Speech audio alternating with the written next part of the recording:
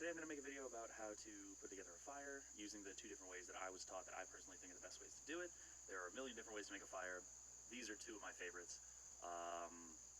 Why you should know how to make a fire. They're awesome. They're warm. They can save you in a survival situation, either with a smoke signal or keep you warm or whatever. And it's not that hard to do. Great party trick.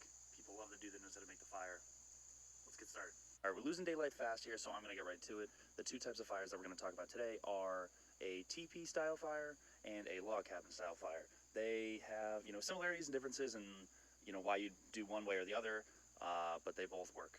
When we're talking about making a fire, obviously an important consideration is wood. What kind of wood you're going to want to get, how much of it you're going to want to burn. All of this, depends on what kind of fire you're trying to have, how long you're going to be trying to keep this fire going, and things like that. Also, there are other considerations like, the conditions. Is it raining? Has it rained recently? Do you expect rain later? Things like that will influence, how much wood you prepare, how you prepare it, things like that. So we're going to get started with the four types of fire starters that you're going to want to have on hand while you're starting a fire, and different, substitutes for different ones depending on where you are, what you might have access to. Four categories of fire starters. I will go into more detail on a case-by-case basis. So here first is going to be, your actual starter. Probably the first thing that's going to catch in your fire. So you can use really any kind of paper product. Here I've got another option, birch bark from the birch tree. Now this tree is pretty prominent in the northeast part of the country of the U.S. So depending on where you are, you might not be able to find this, but it's a good thing to look for if you're in a survival situation where you might not have newspaper. Something else you could use in a pinch is toilet paper, even cardboard if you were to pull some thin layers of it off. I've seen rope, nests made of rope, like frayed rope. That can work. Basically anything that is easily flammable, but you want to make sure, one, that it's dry, and two, it's better to look for things that burn hot and for a while. Moving on to the next type of fire starter, what I call kindling. You can see very, very thin, very small wood, and it's going to be good. You're going to want to use this to make sort of a nest that the paper type starter over here will hopefully transition to having this stuff burn. What about the width of your finger? A little bit wider, you can get to this sort of thing. And now these are the two sort of options that you could have if you were in more of a wilderness setting. These are just sticks you could find on the ground, anything like that. And these are splinters from wood that I've chopped. Either works, as long as it's dry and as long as you have enough of it, that's fine. This is the thickest wood. It's going to be your bread and butter once the fire's started, and it's what we've built up to with all this is going to be what I call wristwood.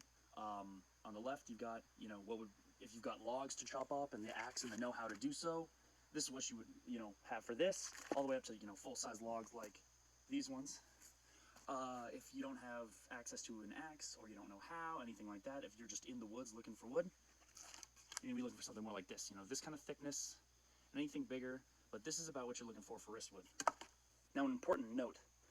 If you are looking for wood in the woods, I advise personally that you pick wood up off the ground instead of wood that is still living or is still on trees for a number of reasons. The first one is, it's more sustainable that way. You're not killing anything that was alive to make your fire, and usually there's plenty of wood that's on the ground that is usable. The other reason that you don't want to pick wood off of trees is if it's still living, all the cells that are still alive have water in them, and they're moist and harder to work with. They don't burn as well. You're going to get wood that just doesn't catch as easily, and stuff that has been on the ground, that has been baking in the sun or just sitting, has lost most of its moisture, and it will catch much more readily and will create a much better, hotter, brighter fire. So now we'll move on to the assembly part of the fire. Specific to the fire itself and safety, you want to clear out the area of anything flammable like leaves, dry grass, anything like that. If you're having a fire in a setting like this where you have a fire pit, that's a lot easier, surrounded by rocks. If you're in more of a natural, wilderness setting, it can be harder to do this. But like I said, just do your best to clear out leaves, especially, and any brush like that you think might catch, and just be aware. The other good practice is to have a bucket of water around in case the fire does start to spread. You want to be able to put it out quickly. Having covered safety, we're going to move on to actually putting the fire together. Like I've said, if you're in a controlled setting, a fire can look a lot different than if you're in more of a wilderness setting and you don't have access to pre-chopped wood, things like that. So I'm going to build this first fire using logs that I've already chopped and newspaper, things like that, to demonstrate how you would do it in that kind of setting. And then the second type of fire that I'm going to build, I will use things you might find in the woods, sticks, birch bark, things like that. So, I switched over to voiceover for this part because I thought it would be easier to show the clips of me putting the fire together faster, but still narrate everything. So to start, you're going to start with 2 of your pieces of wristwood, and you're going to place those parallel like train tracks in the base of the fire, and you're going to follow that up with just 2 more pieces, and stack those ones perpendicular to the first 2, making the very beginnings of what will become your log cabin. We're going to switch to an overhead shot now to try to give you guys a better view of what's going on as it happens, because the actual fire making process does take longer than this, but I don't want to make this video, crazy long. So, as we start now, we're going to start with our base paper, and we're going to roll up our newspaper and put it at the very bottom in the center of our base here. That's going to be the first thing that the fire touches. It's going to be the first thing that lights up, and hopefully the thing that gets the next step are kindling to light. So this next part is going to consist of kindling and some of our smaller fingerwood, but mostly the kindling is the star of the show at this point. We're going to go with kindling that has very little as far as leaves are concerned on it, because we don't want leaves in this fire as best as we can. Leaves will produce a lot of smoke and they'll go up really quick and it'll look flashy, but they burn out really fast and they create a lot of smoke, which you typically don't want unless you're trying to start some kind of signal fire in a survival situation. At any rate, we're adding another 2 layers onto our log cabin just to try to give it more structure as we add on top of this nest. And you can see I'm sort of adding some of my splinters in here and giving it a very vertical look at this point, because like I've said before, the fire likes to climb. It's easy for the fire to go up. It's not as easy for it to go laterally or down. So we need to give the fire somewhere to climb as it starts to burn, and that'll help those logs catch and get our fire really going. So now we're going to move on to lighting. I'm going to light the paper on the bottom, as I said. I like to light both sides, and then I'll usually blow on my fire to try to get it to travel inwards. But you want to light a significant portion of your paper. You don't want to just light one spot if possible. That's why I'm kind of spreading the wealth there. But I'm now blowing some of that air in to try to get it to the center. And obviously it's sped up so it looks like it's fast. But this will take a little bit of work and a lot of air. And but really blowing on this fire can help a lot. So you're going to get a big initial blaze as that paper goes up, but as you can see, it's almost gone already. And the speed really exaggerates the fact that it's important for you to have a nice nest there to burn after that initial paper goes away. So I'm adding more of my fingerwood and a little bit more of my kindling now to try to keep this bit going. And this is the really critical stage here, because if you let this nest go out, you're going to have to start from scratch. So you stay calm, you stay composed, you work on mitigating issues as they arise. So, if you need to blow on it a little more like I'm doing here, that works too. But having a lot of your wood prepared in advance and having more as reserve wood can really be helpful for this, because you don't want to have to go away during this stage to try to go gather more wood. So I moved to the other side now. I'm blowing on a little more, adding some more of that kindling on top, and really trying to fortify the strong part of the fire in the corner there that's already going. And you can see it's really starting to pick up now. But like I said, having that wood ready in advance is huge, and I highly recommend it. And at this point, the structure is starting to go up. You can see those sticks on the sides are really burning now.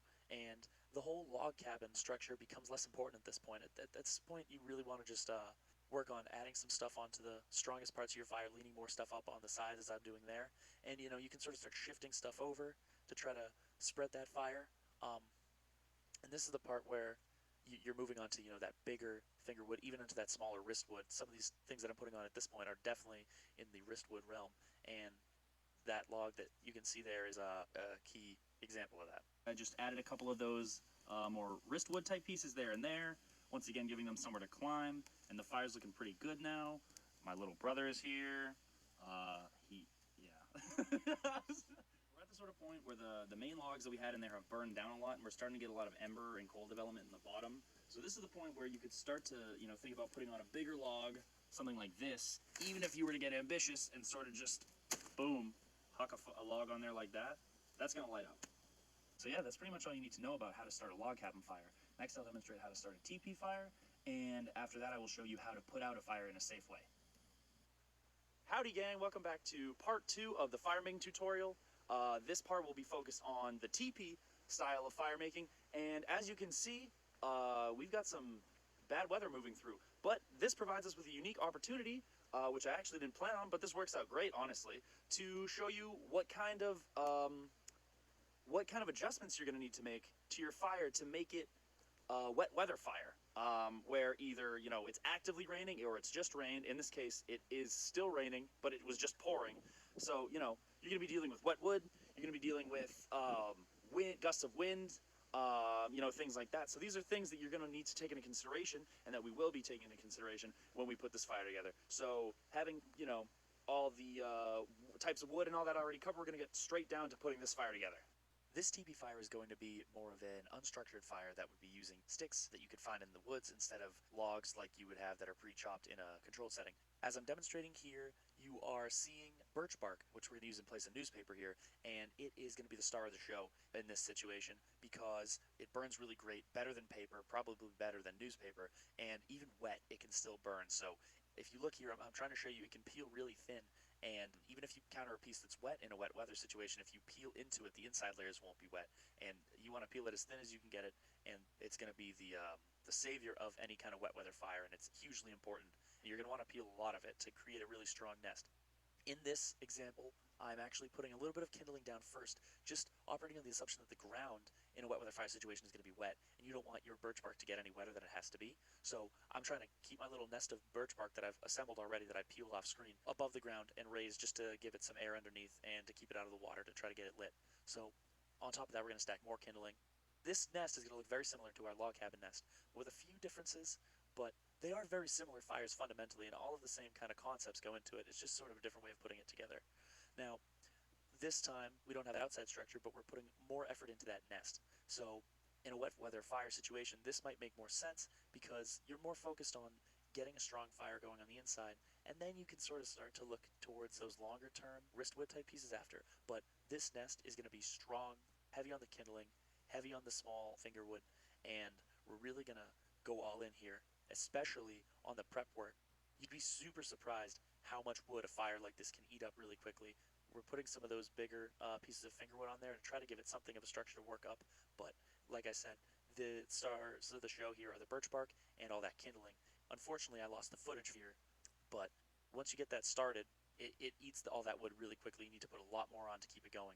Like I said, unfortunately, I lost the footage of me actually lighting this, but in principle, it's the same as the log cabin. You know, you get it lit, you need to give it some attention, give it more small wood, kindling, finger wood, and it's the same principles that'll allow you to keep that fire growing.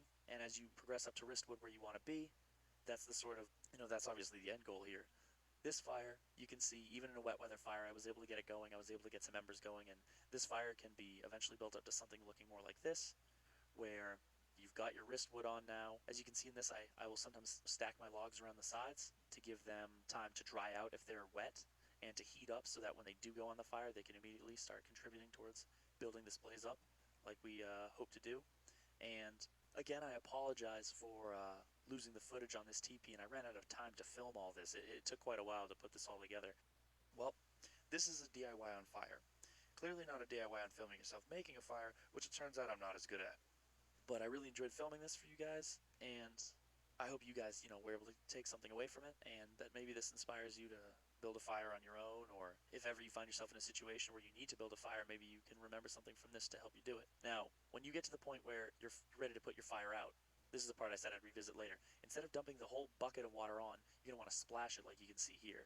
The reason that you do this is because if you throw a whole bucket of water onto an active fire, it'll plume up with a big plume of smoke and ash, and that can be really dangerous. See, as you can see there, I throw a bit more of the water on, and a lot of ash kind of comes up, and if anybody were to be downwind of that, that could be dangerous. So especially in a situation where maybe you're not close, you're camping, you don't have access to medical care, something like that, that could be very dangerous. So just splashing it like you were just able to see will just gradually put the fire out without being too much of a dramatic move.